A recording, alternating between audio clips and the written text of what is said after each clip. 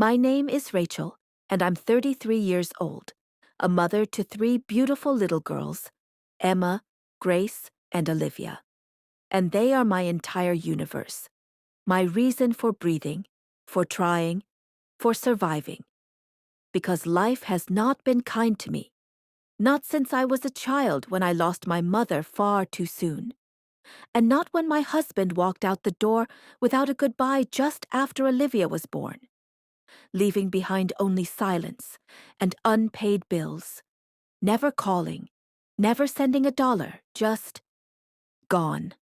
And since that day, I've been alone, raising my daughters in a tiny apartment that barely holds our dreams, working endlessly just to survive, with no college degree, no support system, no safety net, just grit, love, and 3 small reasons to never give up.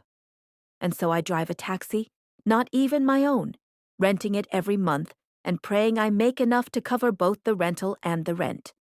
And still, I get behind that wheel every single day.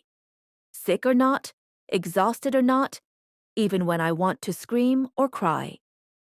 I pick up strangers, some kind, some cruel, some who don't pay.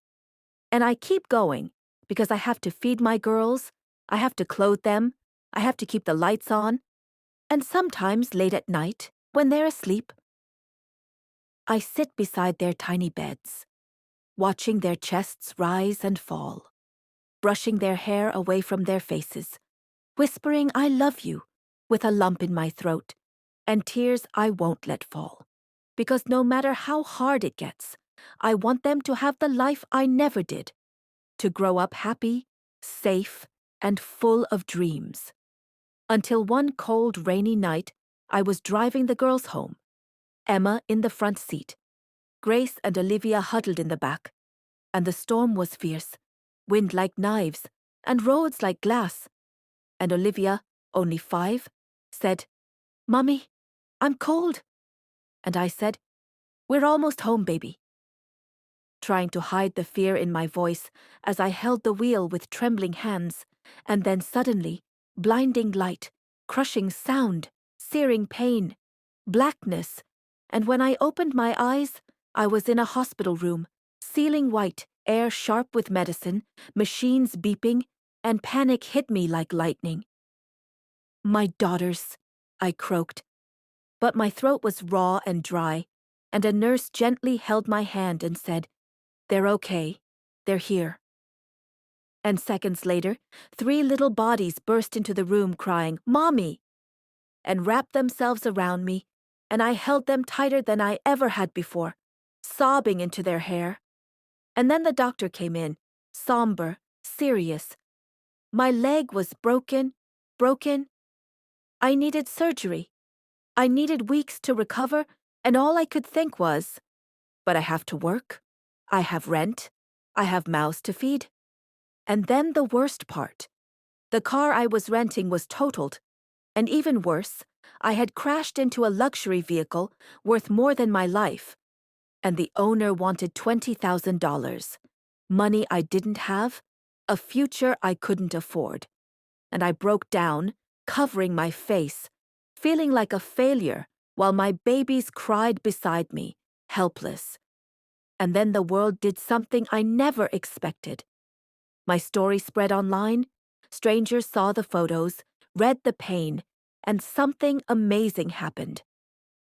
People began to donate, to send messages of love, to remind me I wasn't alone. And then one day, I got a phone call from a stranger who said, "I heard your story. I want to help." And though I was scared, I listened.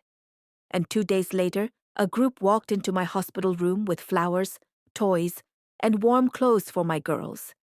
And then a young man with kind eyes sat beside me and said, "You don't know me, but I know enough about you to care." And I asked, "Why would you do this?" And he smiled and said, "Because I can." And I started crying, not knowing what to say, and he said, "You don't have to say anything." And within a few days, he and his team paid off my entire hospital bill.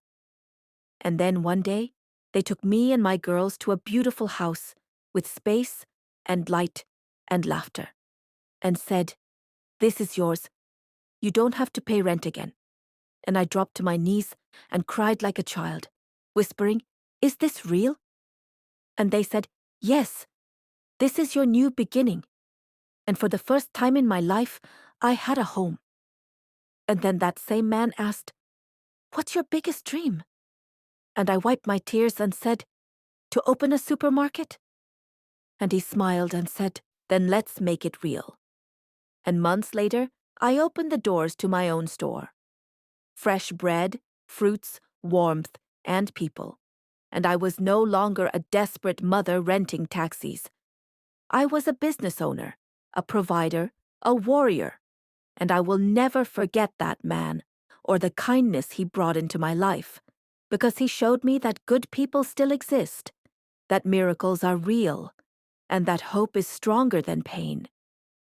And today, I have a home, a dream, and most importantly, a family that's no longer just surviving. We're living. And to every single one of you listening, if this story moved you even a little, if it reminded you that love still wins, then please show your support, like, comment, and most importantly, subscribe to our channel, because your one click is what keeps stories like this alive. Thank you for being here. Stay strong, stay hopeful, and never stop believing in kindness.